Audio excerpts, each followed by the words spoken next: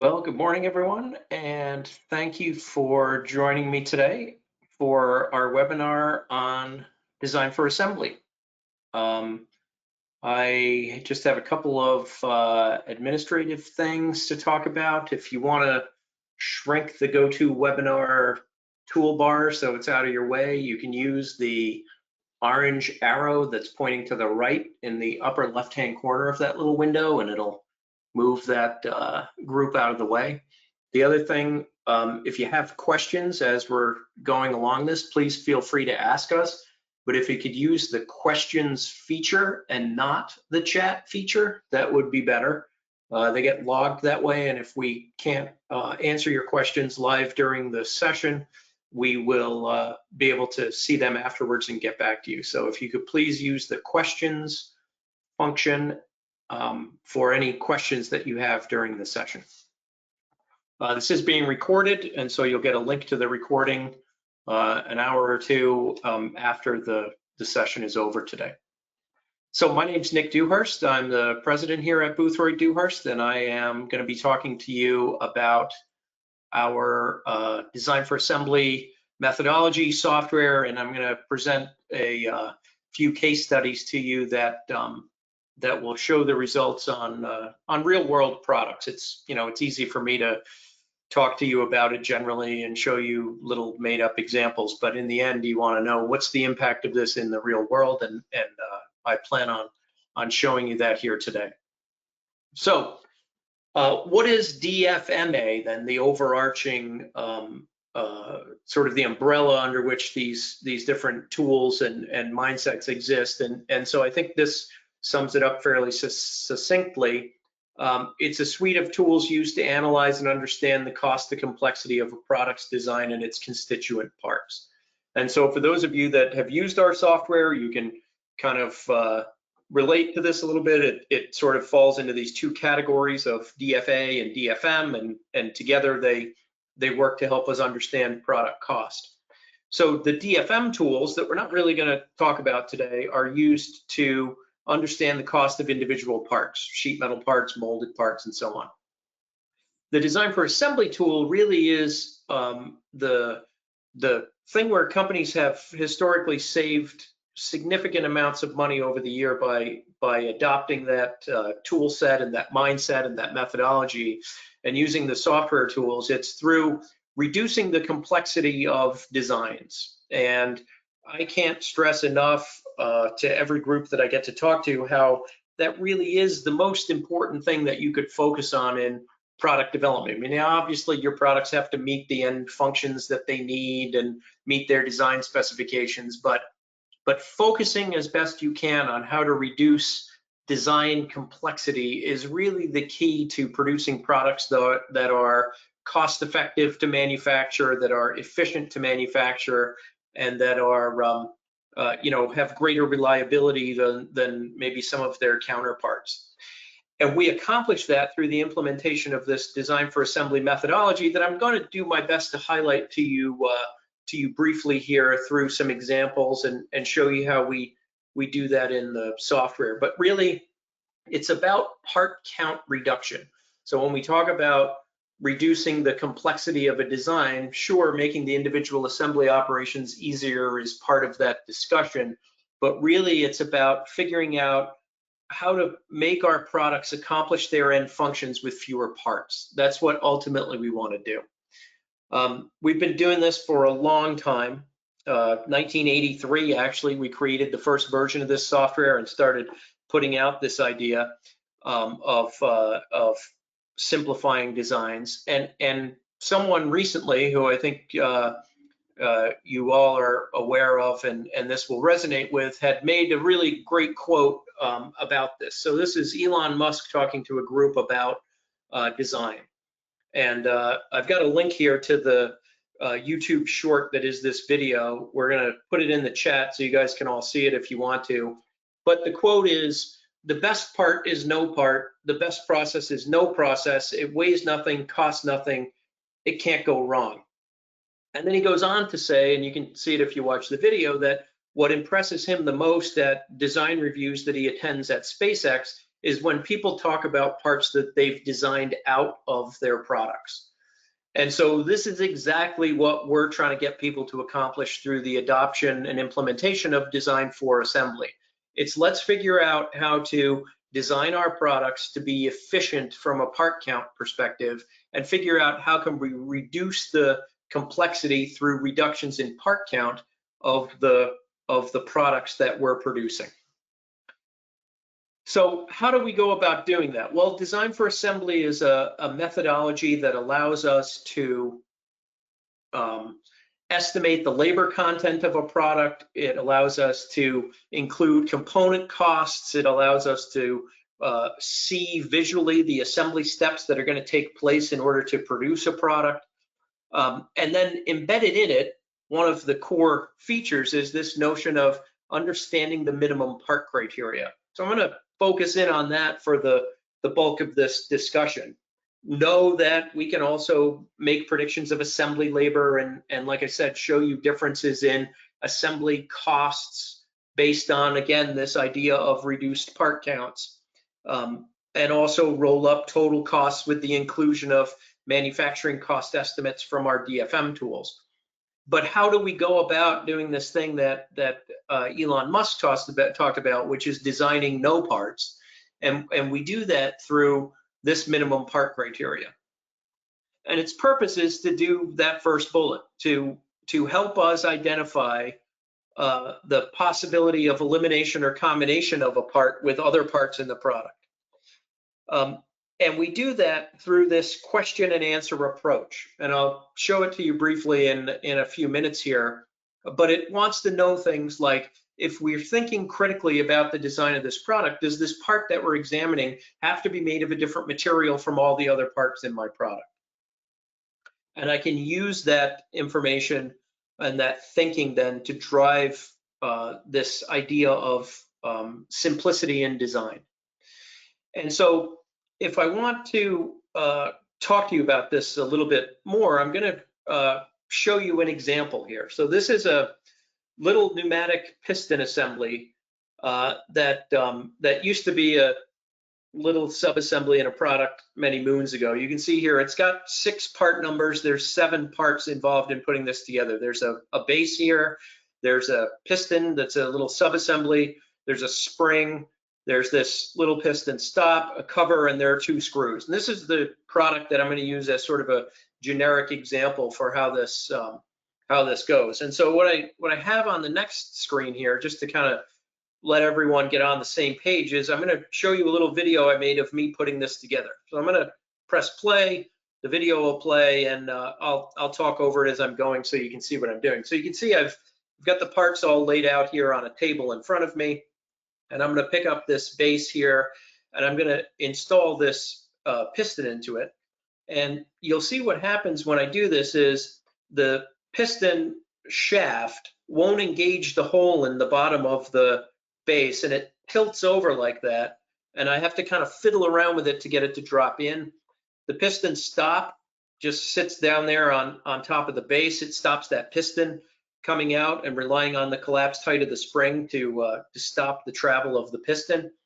I drop the spring in. I put this cover plate on. You can see I have to hold that down against the spring force and use my fingers to line it up there with the tower so that those slots are in the right place relative to where these screws are going to go in. And then you can see here these screws are fairly small. I'm having a little bit of a difficult time getting it started.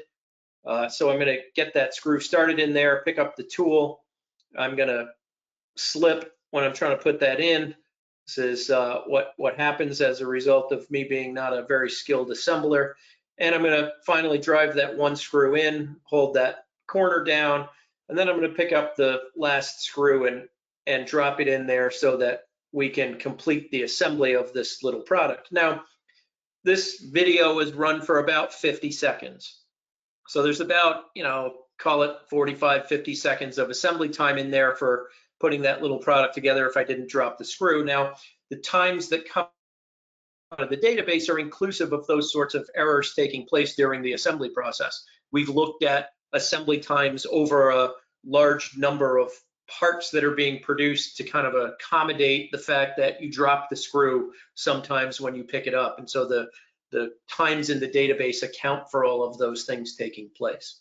So in a design for assembly analysis, we would want to know maybe, well, how long is it going to take me to put that together? But maybe more importantly, what's the opportunity to simplify that design? Is there a way I can have that piston be a spring return piston in this little subassembly, but not have it be made out of so many parts that are difficult to put together?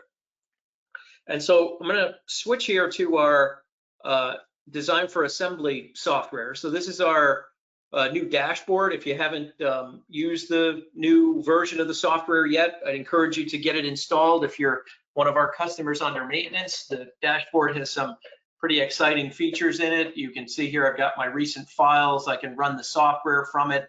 There's a fairly extensive search capability that'll let you find DFM and DFA files that are out there in your networks or in your cloud areas. You can filter them. You can say, show me all the sheet metal parts that Frank analyzed last month, and it'll search different drives and find those things. So there's a lot of pretty useful information in here if you haven't taken a look at it yet. I'm going to run this pneumatic control DFA file. This is the sample file that actually comes with the software. So here it is, and the tabs here will step me through doing a design for assembly analysis of this little product. If you haven't looked at it, if you go to the support page on our website, it has a PDF tutorial that you can go through of how to analyze this, and it walks you step by step through it. And then installed with the software is this completed sample file. You can see here it's in your DFMA data samples directory. It's called pneumatic control. So here we've just loaded a picture in this first tab. In the second tab, we've built the product structure. So we've listed the parts here, shown them in some assembly sequence. And in the third tab, we've completed the analysis. So we can see here we've got 45 seconds of assembly time. That's fairly close, let's say, plus or minus a little bit, to the time that we saw in the video for me putting that product together. At a labor rate of $40 an hour, that's going to cost us 60 cents. We've done DFM analyses on these parts, so we've got $3.66 worth of part cost, and I've got a total cost then to produce this little assembly of $4.25. Well, let me go through now and show you how we would uncover the opportunity to simplify this design. And it's through answering the questions at each of these part levels. Now, obviously, there's a little bit of training involved in knowing what the answers to each of these questions should be, but the focus here is going to be on this item function box and on this minimum part criteria box. These are the things that allow us to design out parts, or to design no parts, if you will. And so here we've identified the plastic base as being the base part in our assembly. When we go to the piston subassembly, what we have to ask ourselves is, relative to the base, does it fasten or connect other items? I'm going to say no, it doesn't. It has some other function. It's not the base part in the assembly, but you can see here we're saying that it has to move relative to other items in the product. So in other words, I can't have this piston slide up and down the bore of that assembly base like it's supposed to, and yet be made of the same part. So I'm going to say, for some fundamental material reason, this part has to move relative to others in the product. The piston stock here, we can see it doesn't fasten or connect. It doesn't meet any of these criteria, but it has to be separate to allow assembly. If I combined the piston stop with the base, it would prevent me from getting the piston inside. So for that fundamental reason of being able to assemble the product, I have to have the piston be a separate part in the design. If we look at this steel cover, I'm going to jump ahead here. You can think about this a little bit. Let me just show you the picture a little bit bigger quickly.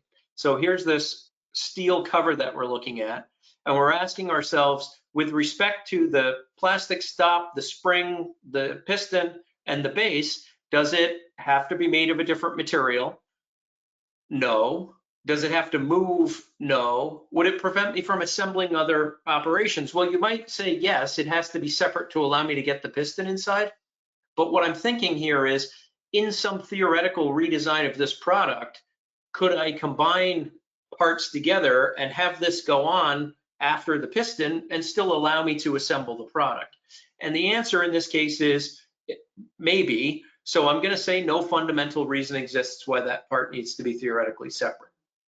Now, this is a very quick view of sort of the mindset of going through this. You'll see here the screws have been identified as having the sole function of being able to fasten.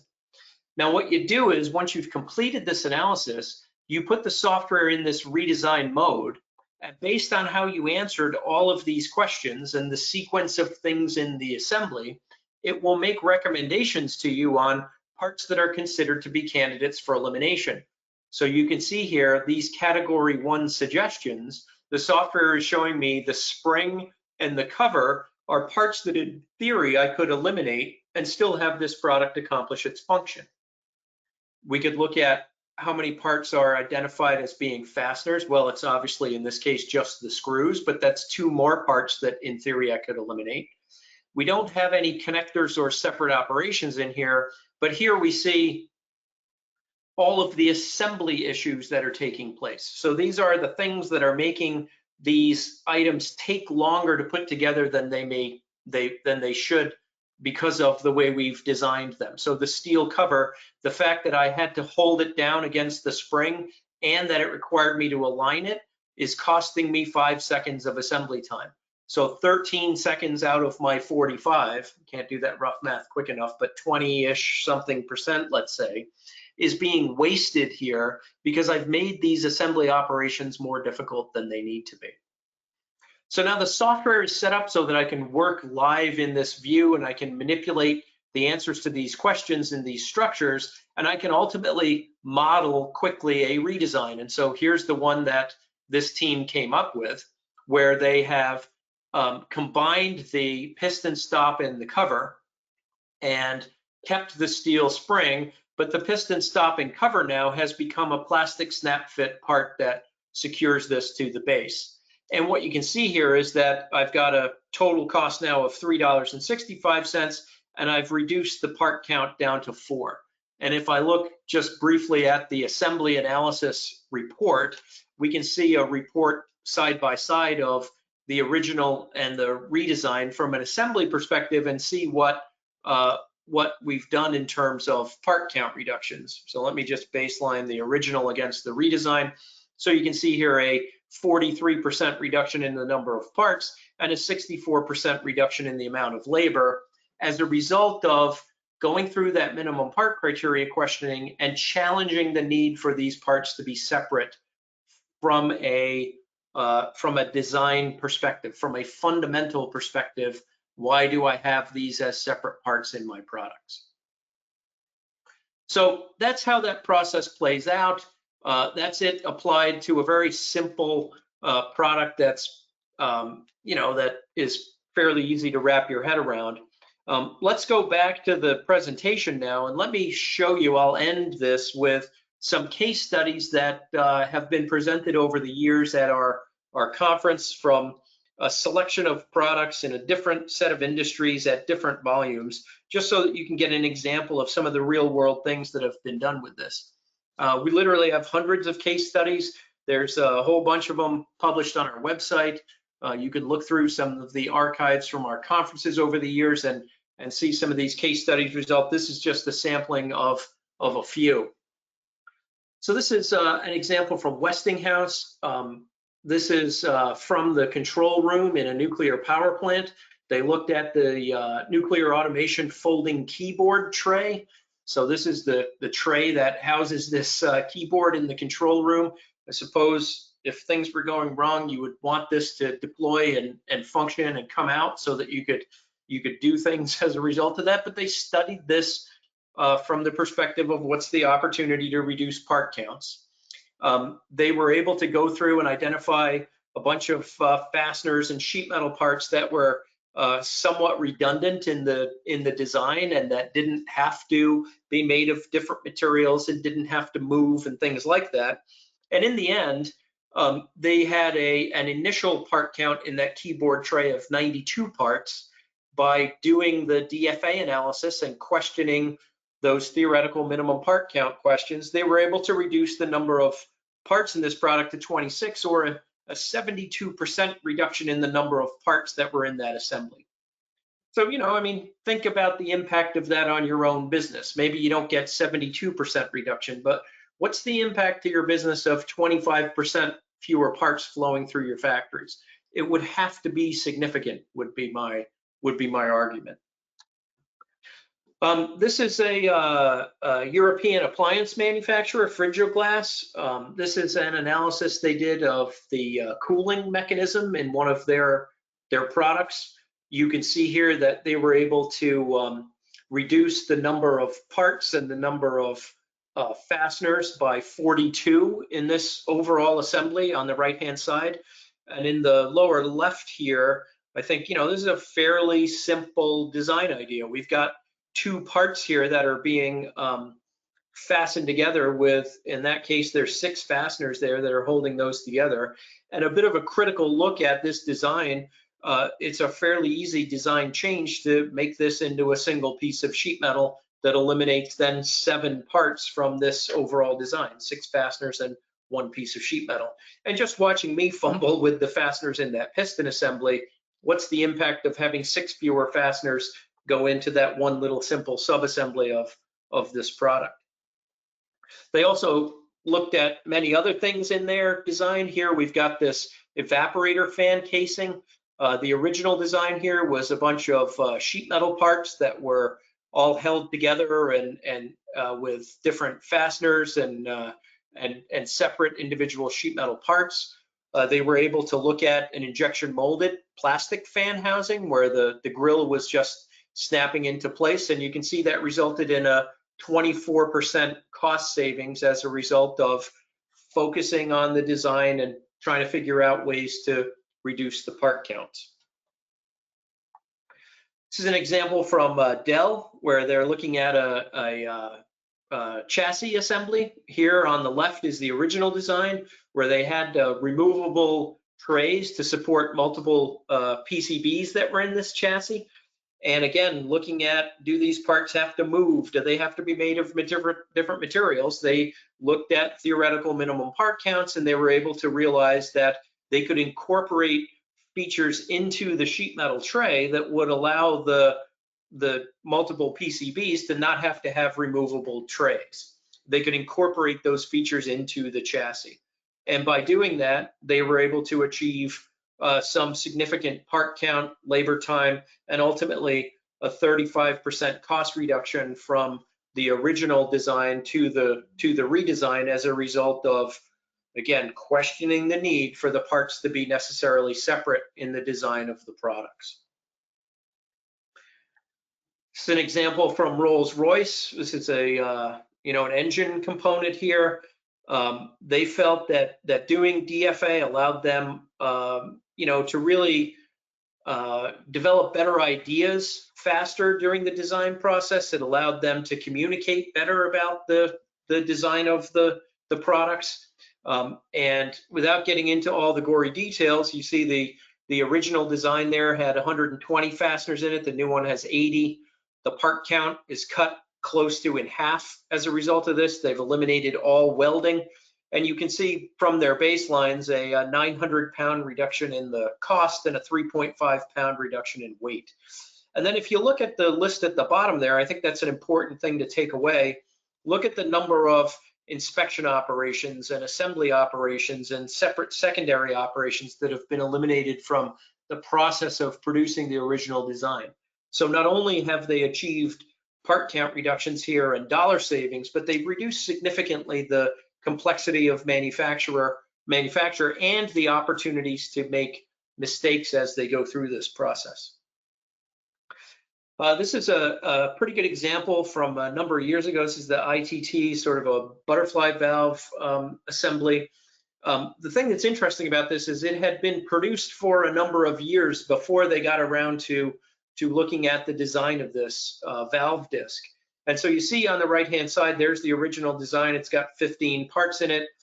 They go through the design for assembly analysis process, and they're able to come up with a way to redesign these little valve components and springs and retaining pieces and seals into little packages that are held in place with retaining rings. And so you now take what was a 15-part assembly and you reduce it to 5 parts. That obviously has some significant impact on things like labor content and assembly time. It also reduces, the opportunities for failures and things like that. The reduction in the improvement, if you will, in overall quality is simply there. But it does sort of make you realize, we've been producing this product with the 15-part version for a number of years, and yet these are the types of reductions that were there on the table to be had all along. And so if we were able to employ these techniques in the early design stages and design the thing that had 5 parts in it the first time, then that would have led to these improvements being seen and realized over a number of years before we even got around to looking at this. And then one final assembly analysis here. This is from BAIC, Chinese automotive manufacturer. We're looking here at this the middle post assembly, middle pole assembly. It was called by the person who presented this information. You can see over here on the right-hand side, we've got information about the cost, the assembly time, and the number of parts and so on. It's just this collection of parts here in the middle that we're looking at. So they employ the design for assembly techniques. They think hard and critically about the answers to those minimum part criteria questions. And they're able to come up with a proposed redesign where they replaced this steel structure with a glass-filled polypropylene design, which can strengthen the physical design, increasing the integrity of that middle pole during some of the testing they looked at. It made it easier for them to attach other parts to it. You can kind of read the different things that are going on there, but that change to an injection molded component and reducing the number of fastening elements that were required to hold it all together resulted in that simpler design. And you can see here a 33% reduction in cost, 76% reduction in assembly time, 24% reduction in weight, and again a 68% reduction in the overall assembly, in the overall part count of the product. So those are just a few of the hundreds of examples of the the use of DFA and its part count minimization techniques in industry.